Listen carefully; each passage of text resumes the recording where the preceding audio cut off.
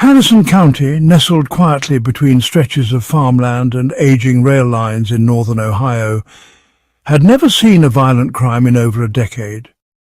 With a population of 8,140 as per the 2010 census, the town of Duskfield was known more for its yearly harvest fair than for anything newsworthy. But on the evening of May 14, 2016, something changed that would etch its name into state and federal crime logs for years to come. At 8:37 p.m, a 911 call was logged from a local woman, Dana Riley, reporting that her son, 10-year-old Micah Riley, had not returned home from the park. He'd left around 6:30 p.m. on his bike, seen by two neighbours and a convenience store clerk, who confirmed Micah had bought a bottle of root beer and a candy bar at approximately 6:55 p.m. Security footage confirmed this. An Amber Alert was issued within 2 hours due to the child's age and the lack of prior runaway behaviour. HCSD began canvassing Birch Hollow Park, the last confirmed location based on 3 witness reports, all independent of each other, placing Micah near the bike racks around 7:10 p.m. What stood out immediately to investigators was the eerie neatness of the scene. Micah's bike was found upright, kickstand deployed, less than 15 feet from the park bench where he often sat. Detective Karpovsky, lead investigator on the case, ordered immediate grid search procedures under Protocol 12B of the Harrison County Missing Minors Manual, last revised in 2011. By 2 a.m, search dogs were brought in from Summit County, but no scent trail extended beyond the park's western perimeter, a wooded area partially fenced off due to flood-related erosion. Micah was the third child in 6 months to go missing under vague but similarly structured circumstances. The first was 12-year-old Brianna Holt in December 2015. Reported missing after her piano class. Her violin case was found leaning against a lamppost 2 blocks from her home. In February 2016, 9-year-old Toby Gutierrez vanished walking home from Sunday school. His book bag was discovered in a trash bin behind the local hardware store, wiped clean of prints. Despite regional media attention, no bodies had been recovered, no ransom demands made, and no suspects identified. With Micah's disappearance, the Bureau of Criminal Investigation flagged Harrison County as a probable serial zone under the Behavioral Analysis Unit's Rural Pattern Index, RPI 6B. The FBI officially joined the investigation on May 16th under Joint Task Force Case No. 2-016-OHR-287. An Evidence Coordination Centre was established at the decommissioned Duskfield High Gymnasium. Initial forensic sweeps of the park yielded one critical detail: a used latex glove behind a rotting picnic table, partially buried.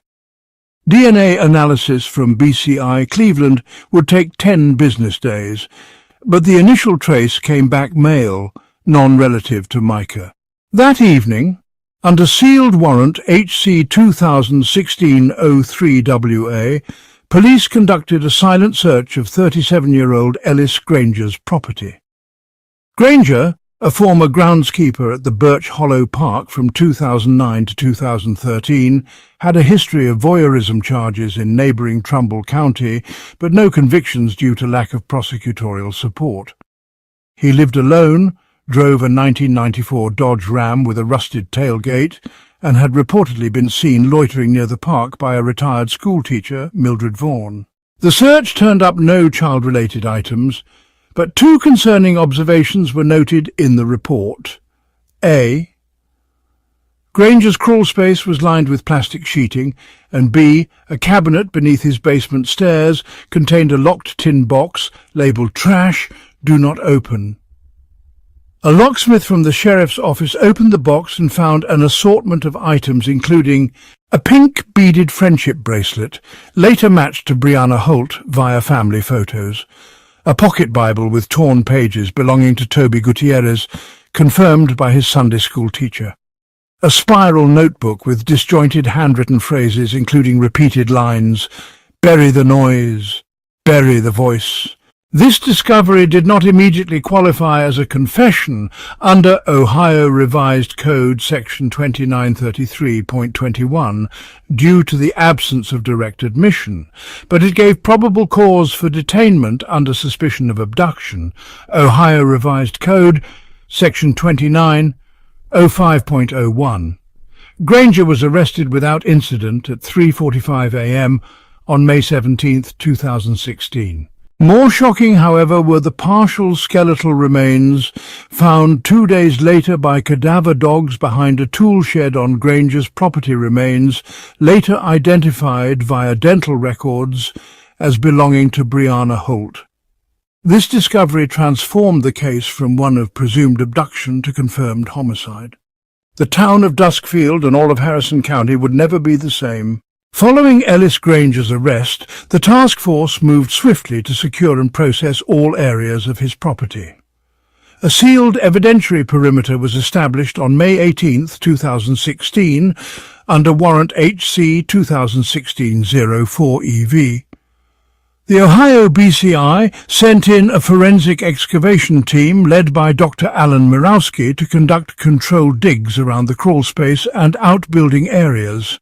A secondary site scan using ground-penetrating radar was authorized after anomalies were detected beneath the garden bed at the northeast corner of the house. On May 20th, skeletal remains were recovered from beneath this garden bed, approximately 3.2 feet below the surface. Dental records, matched via Dr. Ruth Varno from the Gutierrez family dentist's office, confirmed the remains as those of 9-year-old Toby Gutierrez. The skull showed signs of perimortem blunt force trauma, consistent with a tool like a steel pipe or hammer. Cause of death was officially recorded as cranial blunt force trauma, supported by forensic pathologist Dr. Stephen Keyes under report BCI MTR 16-1124B. Meanwhile, Granger was held at Harrison County Correctional Facility under protective custody. His court-appointed attorney, Dale Menser, filed for a psychiatric evaluation on May 22nd under ORC Section 2945.371, arguing diminished mental capacity. A 72-hour hold was granted, and Granger was transferred to the Summit Behavioral Evaluation Unit. Dr. Gillian North conducted the initial interview and reported the following. The subject exhibits traits consistent with schizoid personality disorder, but demonstrates no active psychosis. He shows high cognitive function and awareness of circumstances.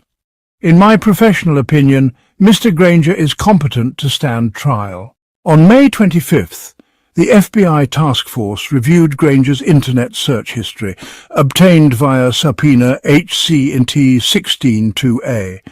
Logs showed alarming patterns, maps of the park, GPS tools for soil depth, and forums discussing perfect vanish zones. These findings were logged under Exhibit K, Digital Evidence Packet, and presented during pre-trial motions. Despite initial silence, Granger requested to speak to authorities on May 26th. His attorney permitted an interview under controlled conditions, waiving the client's right to silence per ORC Section 2937.07. The statement was recorded and partially transcribed. I didn't want to do it again. After the first time, I swore I'd stop. But the silence, it gets into your teeth. They weren't supposed to scream, but they always did. Due to the ambiguous language and lack of timeline correlation, the prosecution did not treat this as a confession, but rather a statement against interest, subject to limitation under Ohio Rules of Evidence 804b3. Still, it provided leverage during the subsequent indictment process. On June 2, 2016, Ellis Granger was formally indicted by a Harrison County grand jury under the following charges. 2 counts of aggravated murder, ORC Section 2903-01. 2 counts of kidnapping, ORC Section 2905-01. 2 counts of abuse of a corpse, ORC Section 2927-01. Possession of criminal tools, Orc Section 2923-24. Bond was denied under the Flight Risk Clause, and the trial date was set for October 3, 2016. As the legal machinery prepared for trial, the investigation continued to focus on locating Micah Riley, the most recent and as yet unaccounted for victim.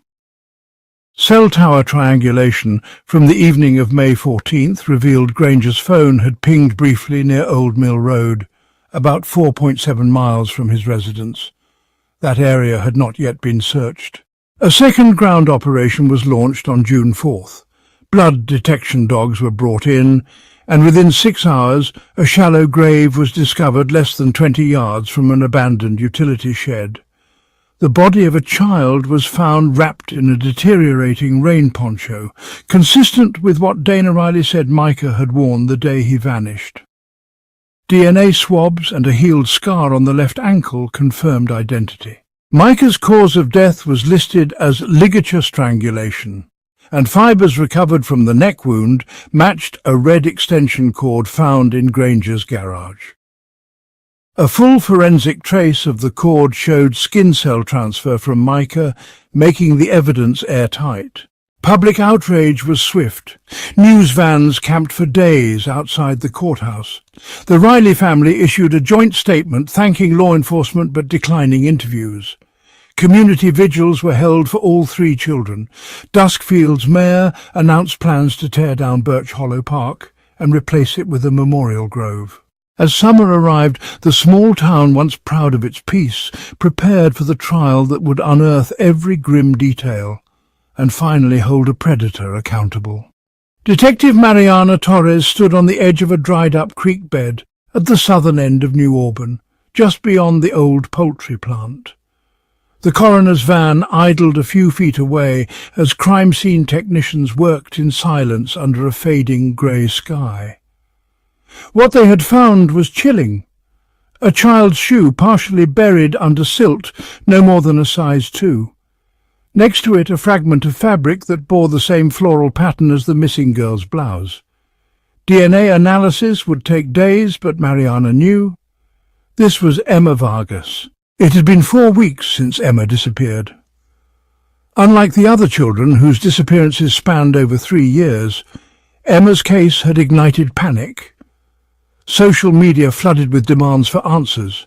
Cable news trucks parked outside the town hall. The mayor declared a state of emergency. For the first time, the FBI's Child Abduction Rapid Deployment Team was called in. Yet with all their tools and national attention, they had still failed to produce a suspect. Mariana reviewed the last known movements of Emma Vargas. She had left her after-school art class at 4:12 p.m. on a Thursday.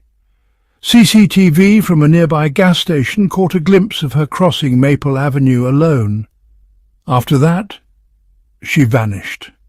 Her mother, Teresa Vargas, was questioned repeatedly. Her father, Raul, who lived in Laredo, was cleared within 2 days after his alibi, confirmed by toll booth records and flight logs, was verified. That left the town. New Auburn had less than 9,000 residents. The population had barely shifted since the 90s. Everyone either knew each other or they knew someone who did. Mariana started working with Special Agent Grant McKay from the FBI. He was a behavioral analyst with a record of catching low-profile serial offenders. Together, they drew up a timeline going back to the first known case.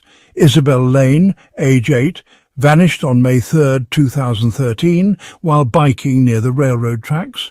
There were 5 confirmed victims, all girls aged 7 to 10, all disappeared in daylight, all lived within a 5-mile radius.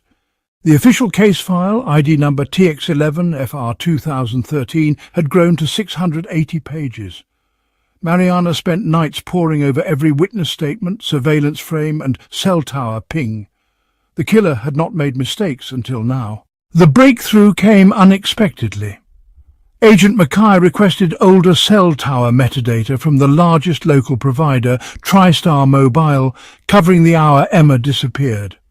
The company complied reluctantly, claiming the data was incomplete.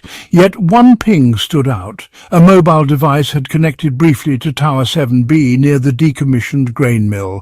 That tower had minimal coverage and no commercial use since 2011. They triangulated the signal. The number belonged to a prepaid burner phone, purchased in cash at a Walgreens in San Antonio 6 months earlier. The store's security footage showed a man in a blue hoodie with the cap pulled low. No usable facial ID, but his posture, broad shoulders, slight limp, matched a suspect from a 2015 attempted child abduction that had gone cold. Mariana pulled the case file. Incident 15CR0892. A girl named Natalie Cruz had fought off a man who tried to lure her into a white utility van outside her school. He fled the scene. The van was never recovered. The sketch artist's rendering looked generic, mid-30s, unshaven, Caucasian, possibly Latino mix. But now they had something better, the burner phone's path. The FBI's digital forensics team reconstructed the device's activity over the past 4 months. It had connected sporadically in New Auburn, always near the town outskirts, along dirt roads, by construction zones, at the edge of the woods. Always alone, always brief.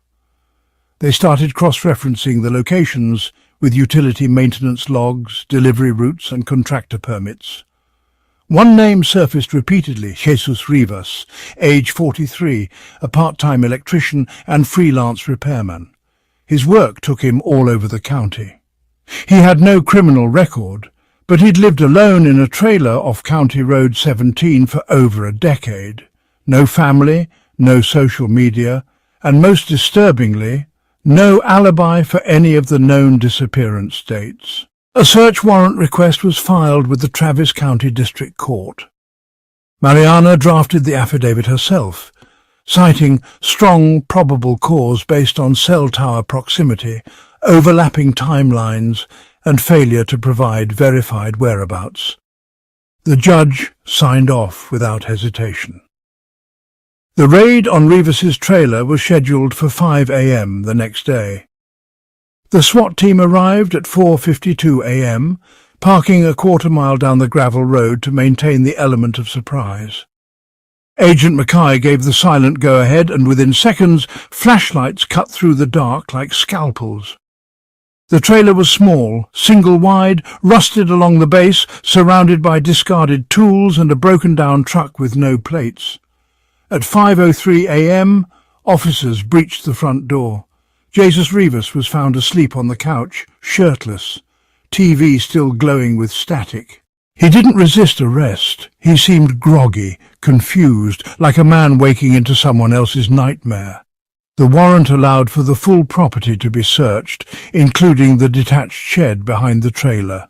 That's where they found the evidence. Inside the locked shed, stacked in a rusted freezer chest, were 5 sealed plastic bags, each one labelled with dates, all handwritten. Inside, small articles of clothing, girls' socks, a pink hair tie, a Hello Kitty pendant still dusted with dirt. Some items matched what the victims had been wearing the day they vanished. Mariana stared down into the chest, her jaw tight. It wasn't a confession, but it was close.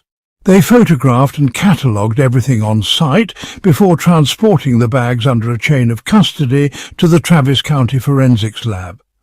Rivas was taken into custody under suspicion of felony kidnapping and murder. But even with the evidence, they still lacked direct physical links until the lab results came back. 2 days later, DNA traces were confirmed on 3 of the items: Isabel Lane, Jocelyn Reed and Emma Vargas. The match probability was greater than 1 in 1.3 billion. The District Attorney's Office immediately authorized the upgrade of charges to capital murder.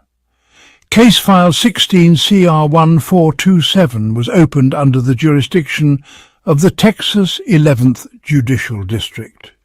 Mariana attended the filing in person, standing in silence as the clerk stamped the indictment. Rivas refused to speak. Not during transport, not to his court-appointed attorney, not during the first 3 interrogations. He declined a lie detector test. The only words he said were, during his initial arraignment, when asked to confirm his name, Jesus Manuel Rivas, Jesus Manuel Rivas, then silence. While awaiting trial at the Limestone County Detention Centre, Rivas remained in protective isolation. He spent 23 hours a day in his cell. Mariana visited twice, trying to push for a motive, a pattern, anything. On her second visit, she brought copies of old newspaper clippings about the victims. She placed them in front of him, one by one. He didn't look at the photos, but his fingers twitched slightly when she laid down Emma's picture. That was noted. A behavioral analyst in the observation room flagged it as a potential emotional trigger.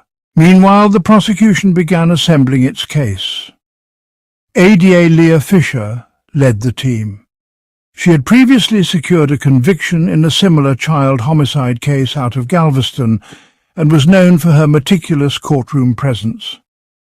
The trial date was set for May 2, 2017, exactly 4 years after Isabel Lane first disappeared. Courtroom proceedings began under heavy media scrutiny.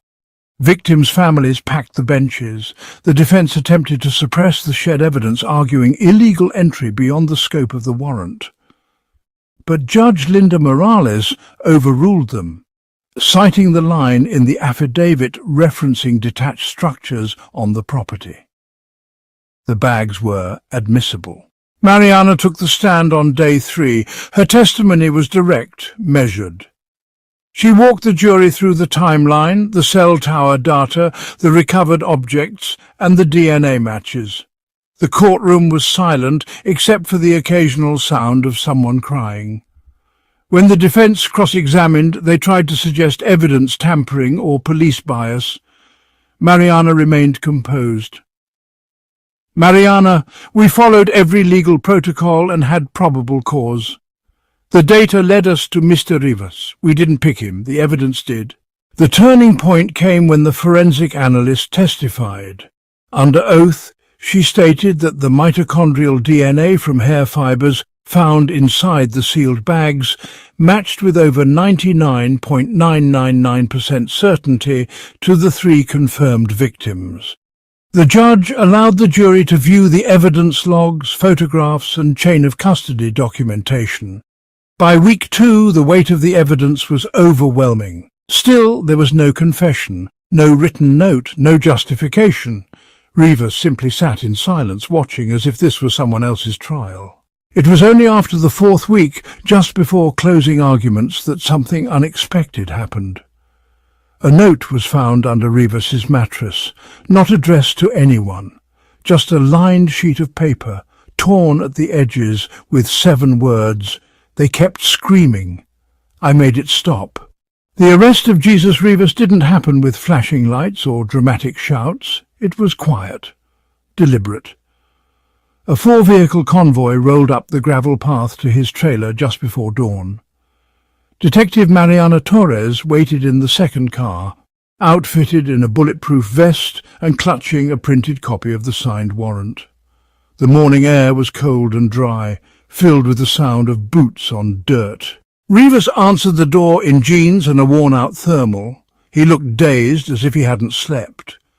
When he saw the officers, he didn't ask why they were there. He simply raised both hands. No resistance. He didn't even request a lawyer. Not immediately. The team secured the trailer first, logging every item found inside. By 6:45 a.m. he was in custody. The search began. On the second day of the forensic sweep, a key find was logged.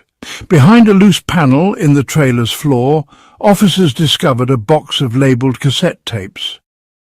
Each had a date scrawled in black ink. Most of the dates corresponded to the known disappearances. There was also a Canon camcorder, battery intact though dusty. It was sent to the FBI lab in Austin for expedited processing. The contents were reviewed under strict chain of evidence protocol. What they saw was enough to redefine the entire scope of the investigation. The videos weren't long, none lasted more than 10 minutes. They showed low-resolution footage of wooded areas, creeks, dirt clearings. Occasionally, a child's voice could be heard off-screen. In one, a pair of small shoes was briefly visible in the frame. In another, the sound of crying could be heard faintly behind rustling branches. The clips were disjointed, possibly edited, and deliberately filmed without showing any full face. The prosecution would later refer to them as trophies. By the end of the week, Rivas finally asked for an attorney. His public defender, Angela Corbett, filed a motion to suppress the cassette tapes, arguing unlawful search and seizure.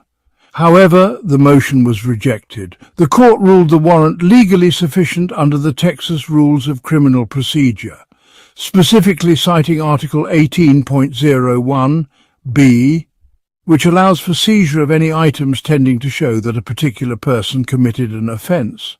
Meanwhile, Mariana revisited a previously overlooked incident report filed in June 2014. A property owner on Carrow Road had complained about an unknown man on his land with a camera.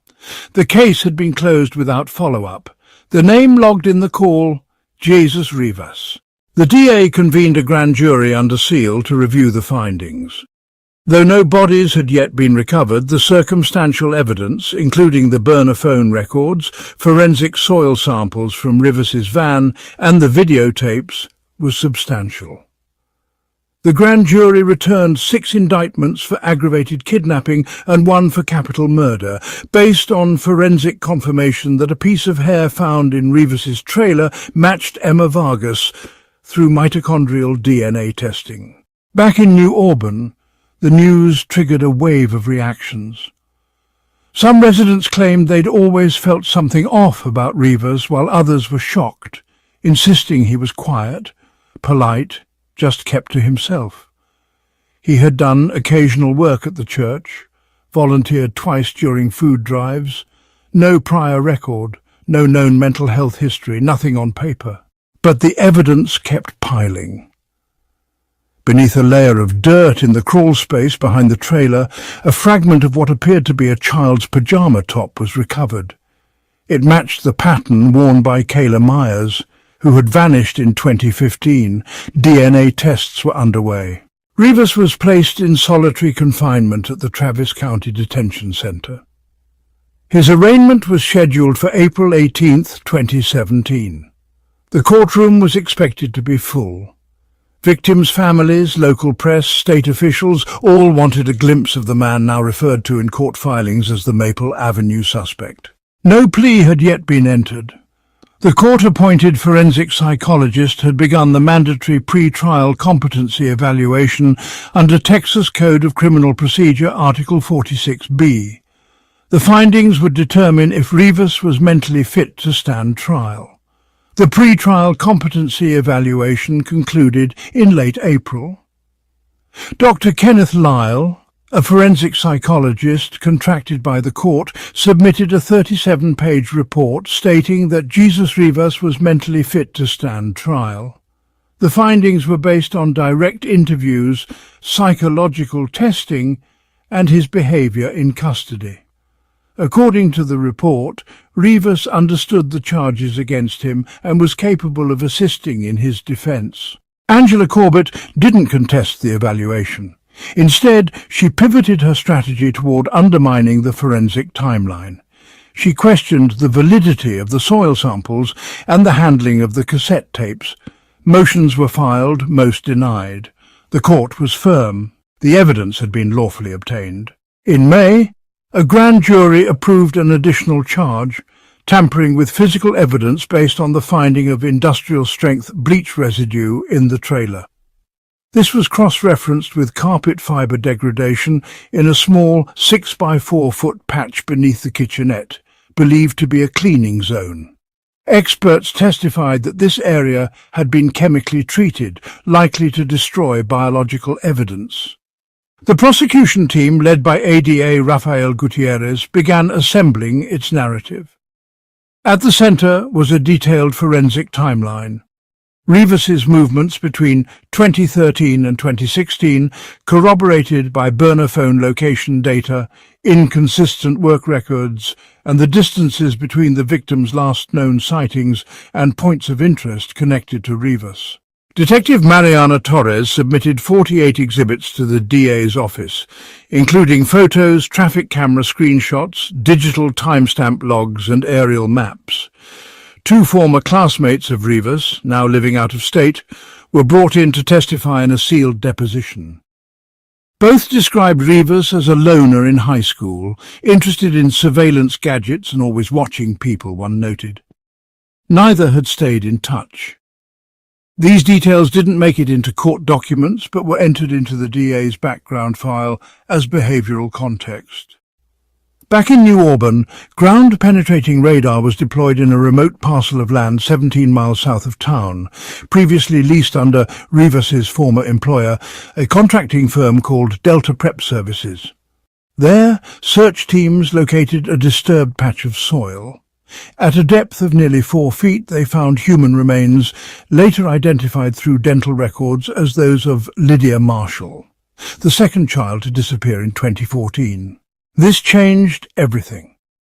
With Lydia's remains positively identified, the prosecution now had confirmation of homicide. The capital murder charge was amended to include her name. Rivas's bond was revoked entirely, and a gag order was placed on the attorneys and law enforcement personnel due to increasing media pressure.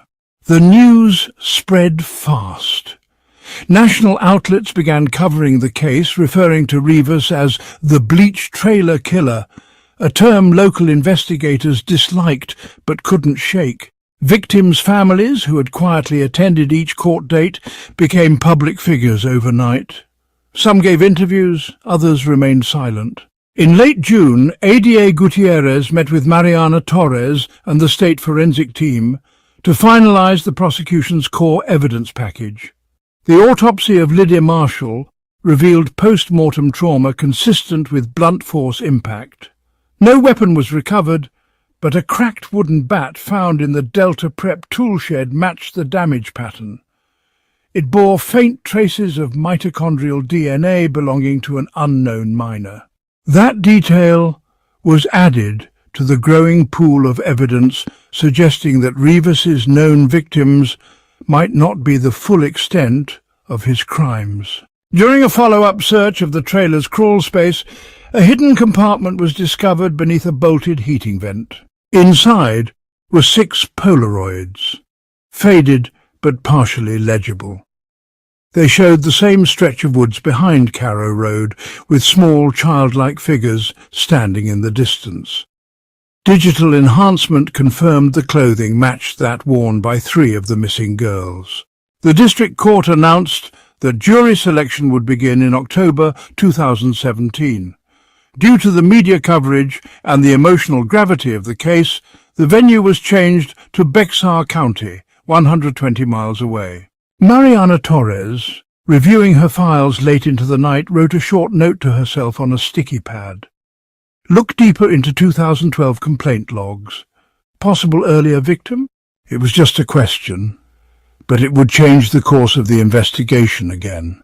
Because by then it had become clear this case might not be about 6 missing girls. It might be about more, many more. The 2012 complaint logs had been archived in the basement records division of the New Auburn PD, stacked among mouldy boxes of unrelated civil noise disputes and minor assault reports. Mariana Torres spent her weekend combing through them herself.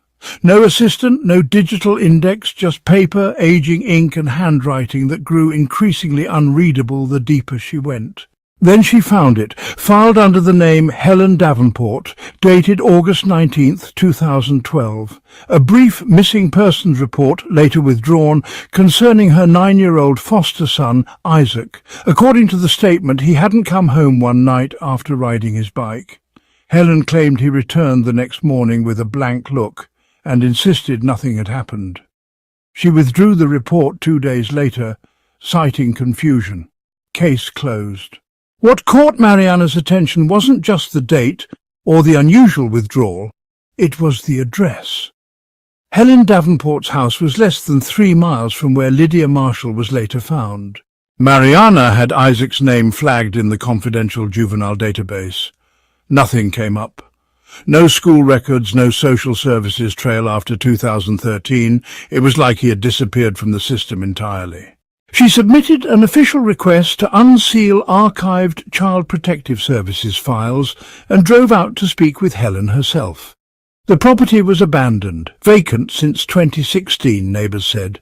She'd moved without notice, no forwarding address. No one remembered seeing Isaac since that same year. This discovery prompted Mariana to submit a formal expansion request for the case scope. Prosecutor Gutierrez, already juggling pre-trial preparations, approved it reluctantly. Meanwhile, Angela Corbett, Rivas's attorney, filed a motion to suppress the Polaroids, claiming they were found in a warrantless secondary search. But body cam footage and a time-stamped supplemental warrant proved otherwise. The judge denied the motion. In late July, DNA results from the cracked bat were returned. The mitochondrial DNA belonged to a previously unidentified female, approximately aged 7 to 10. No match in CODIS. The district lab requested clearance to cross-check missing children reported in Texas between 2010 and 2015. This was granted, and over 600 profiles were queued. The results wouldn't come in for weeks. Media pressure intensified again when a leak revealed that the state might pursue the death penalty. The Attorney General's office issued a press release stating that given the severity of the acts and the impact on the community, all sentencing options were being reviewed. That same week, an anonymous tip came into the New Auburn PD tip line. The caller, voice disguised and speaking in Spanish, claimed that Rivas had buried something behind the drainage canal near his grandfather's property.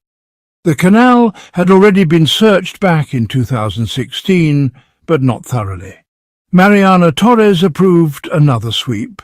K9 units flagged a patch of disturbed earth beneath a concrete paver. After hours of digging, searchers recovered a black garbage bag wrapped in duct tape. Inside were 3 items: a child's red windbreaker, a rusted disposable camera, and a stuffed rabbit missing one ear. All were logged and sent to the forensic lab. The jacket matched the description given in 2013 by the family of Diana Coles, a missing 10-year-old whose case had gone cold. The camera was corroded, but the film roll was intact. Forensic photography specialists began developing the images. Only 2 frames were salvageable. One showed a child's hand pressed against a window from inside a vehicle, likely the trailer. The other was blurry, but captured what appeared to be a field with a lone utility pole in the background. Mariana immediately recognized it as the same area where Lydia had been found. These findings were enough for the DA to amend the indictment again. Diana Coles was added to the list of confirmed victims. A second capital murder charge followed. Angela Corbett attempted to file for severance of charges, arguing that combining all the murders into one trial would unfairly prejudice the jury. The motion was denied. The court ruled that the offences were connected by a consistent modus operandi, common location pattern, and defendant-specific forensic evidence. The judge scheduled the first jury orientation session for September 5th. As Torres reviewed her timeline board, now cluttered with red pins and overlapping victim data, she realized there was no clear beginning to the case anymore. The narrative had shifted from a localized series of child abductions to a statewide, years-long pattern of predation, meticulously obscured, methodically carried out. And still, the exact number of victims remained unknown. The forensic lab called in the early hours of the following day. One of the undeveloped photos from the old camera had been enhanced further. It showed a figure standing in the distance, tall, male, blurred by motion but distinct. He was holding something, possibly a shovel. The photo enhancement confirmed what Mariana Torres had feared but couldn't prove until now. Ismael Rivas hadn't acted entirely on impulse. The figure in the frame, though obscured, appeared to be carefully digging near a creek bed. Experts overlaid the terrain with satellite images from 2013 and identified the approximate location, a defunct water runoff site on the southern edge of Lincoln County, about 2 hours outside New Auburn. The property had changed ownership 3 times since, but Mariana filed an expedited search warrant with the 13th District Court. Within 36 hours, a forensic team was deployed with excavation equipment and ground-penetrating radar. They found what they were looking for, less than 10 inches underground fragmented remains, partially decomposed and entangled with remnants of children's clothing. One item, a yellow nylon bracelet, matched the one worn by Curtis Lane, a 9-year-old reported missing in 2014 while visiting relatives in nearby Abilene. The remains were transported under sealed conditions to the regional morgue in Dallas. DNA sequencing began immediately. By the end of the week, the bones had been confirmed as Curtis's. This added a 3rd capital murder charge against Rivas. Meanwhile, in court, the prosecution introduced a disturbing piece of digital evidence, a partially deleted folder recovered from Rivas's personal laptop titled Memories. It contained date-stamped logs, short text entries listing names, locations, and what prosecutors believed were coded descriptions of the victims and methods used. While no explicit images were found, the implications were devastating. The defense filed a motion to dismiss this digital log as inconclusive fiction, arguing it was part of a horror novel Rivas had been writing.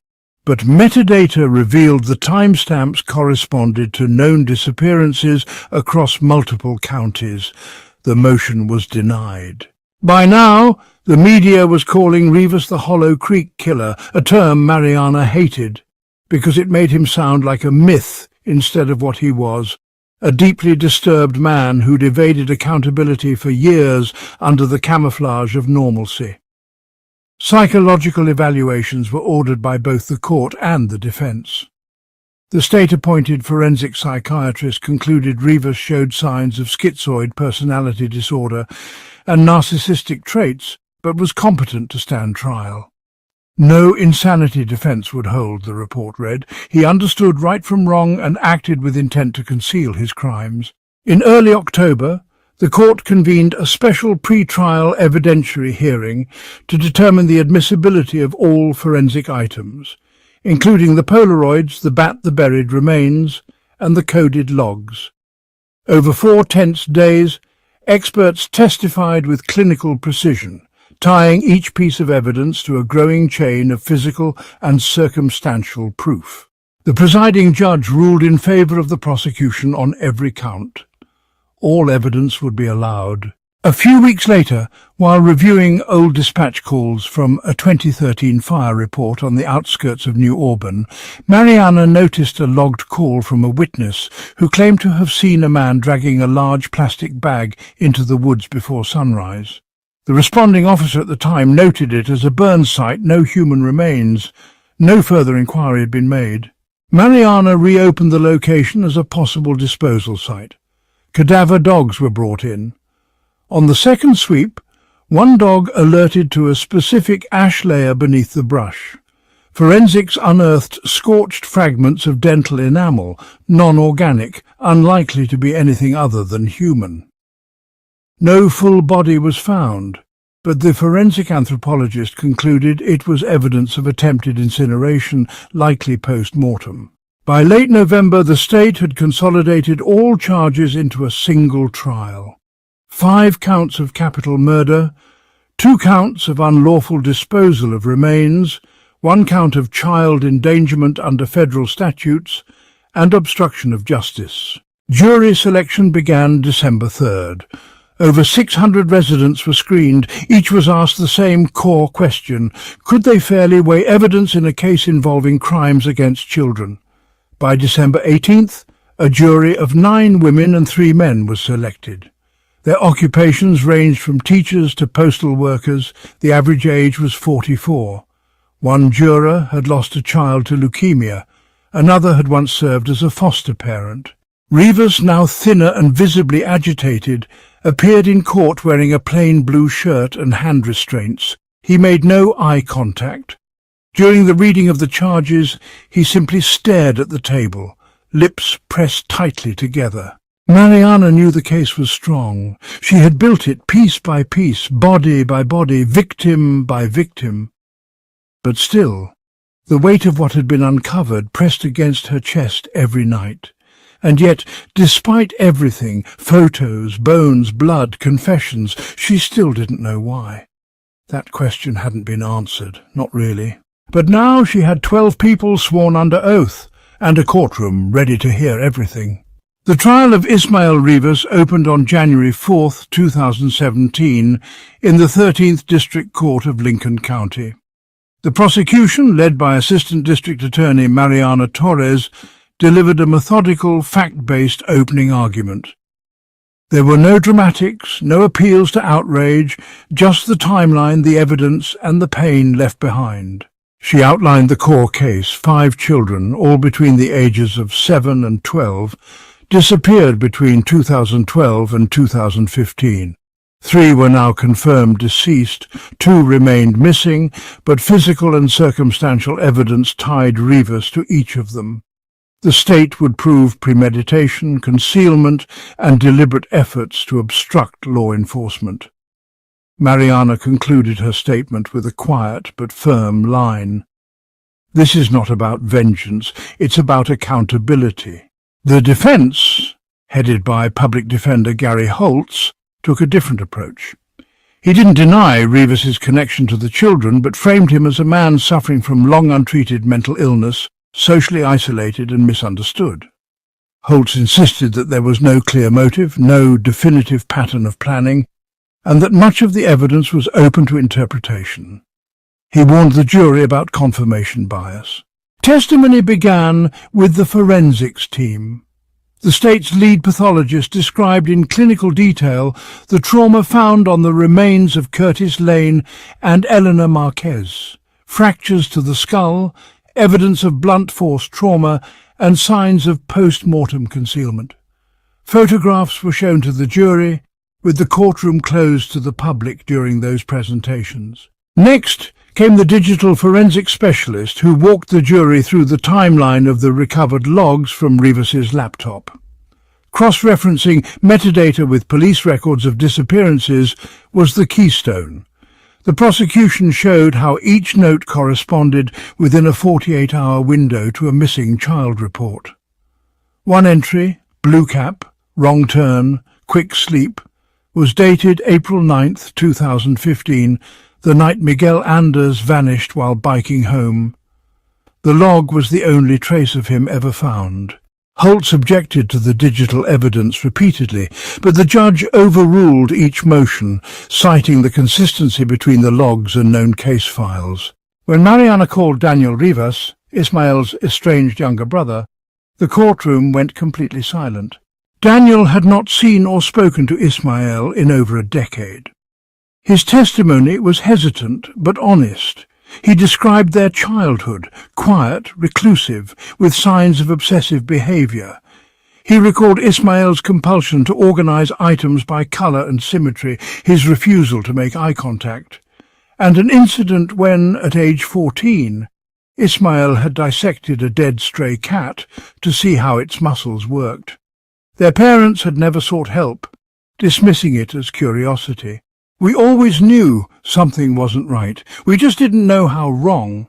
The turning point came when Mariana introduced the recovered photograph of Ismael at the creek, partially obscured, shovel in hand. She walked the jury through how the image had been authenticated, time-stamped, geo-tagged and enhanced by 3 independent labs. It was taken 36 hours after Curtis Lane had last been seen. The defense tried to cast doubt, suggesting it could have been someone else. But Mariana showed a side-by-side comparison of Ismael's known scars and the faint markings on the man's exposed forearm. It was enough. In the gallery, Curtis's mother wept quietly, her hand pressed over her mouth. The final blow came with the testimony of Detective Luis Merrill, who had first interviewed Ismael in 2015, shortly after Miguel Anda's disappearance. Merrill described how calm Rivas had been, cooperative, too cooperative. The courtroom gasped. Scene 6, closing arguments. By January 28th, the prosecution rested. The defense called no witnesses. Rivas declined to testify. On February 2nd, closing arguments were made. Mariana's final words to the jury were not about Rivas, they were about the victims. She read their names aloud, Curtis, Elena, Miguel, Jeremy and Samantha, and said, "This trial is not about fear, it's about truth. That truth demands justice." After 3 days of deliberation, the jury returned. Guilty on all 5 counts of capital murder. Guilty on disposal and obstruction charges. The judge, citing the calculated and remorseless nature of the crimes, imposed the maximum sentence under Texas Penal Code 19.03, death by lethal injection. Rivas showed no reaction. His expression remained blank. Outside the courthouse, a small group of parents stood under a grey sky, holding photographs of their lost children. There were no cheers. Mariana Torres gave a single statement.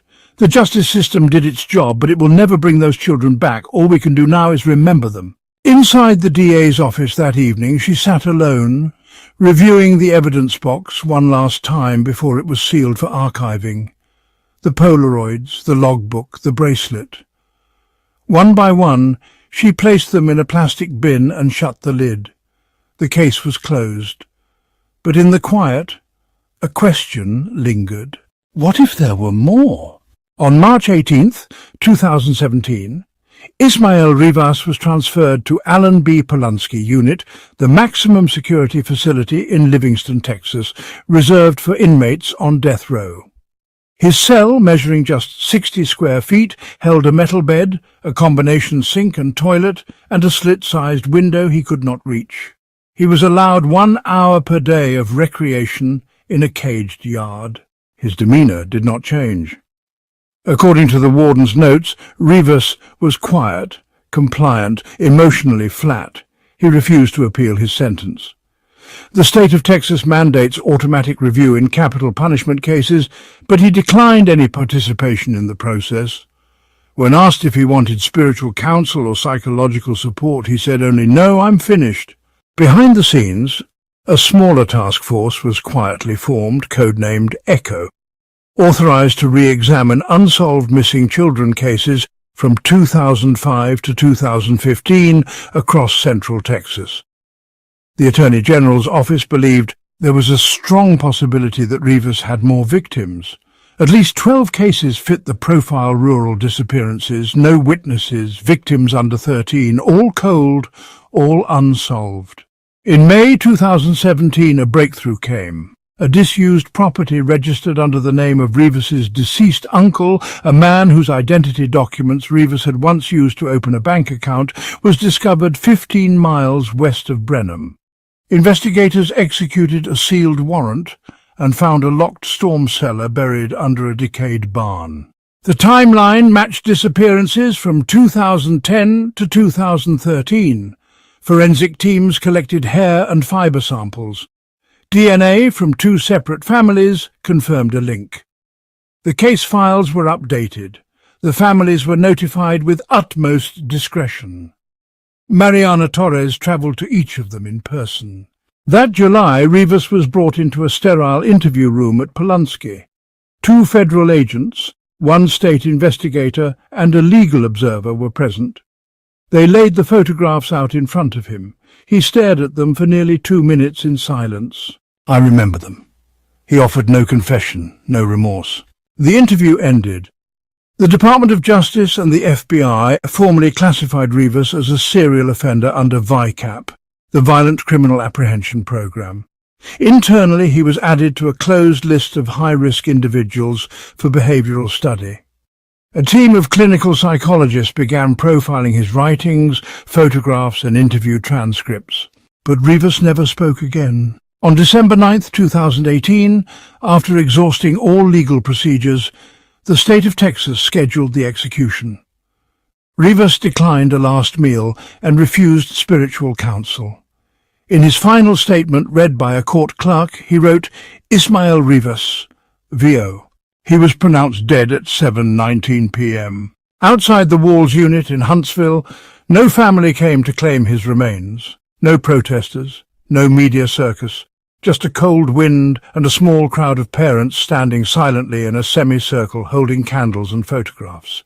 There were no words, just presence. Ismael Rivas's response was as chilling as it was unexpected.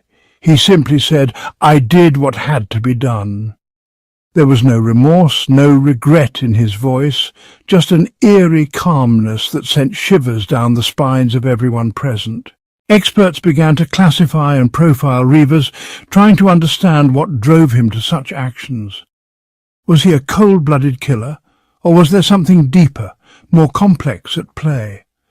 Psychologists, criminologists, and even sociologists weighed in, each offering their own theories and insights.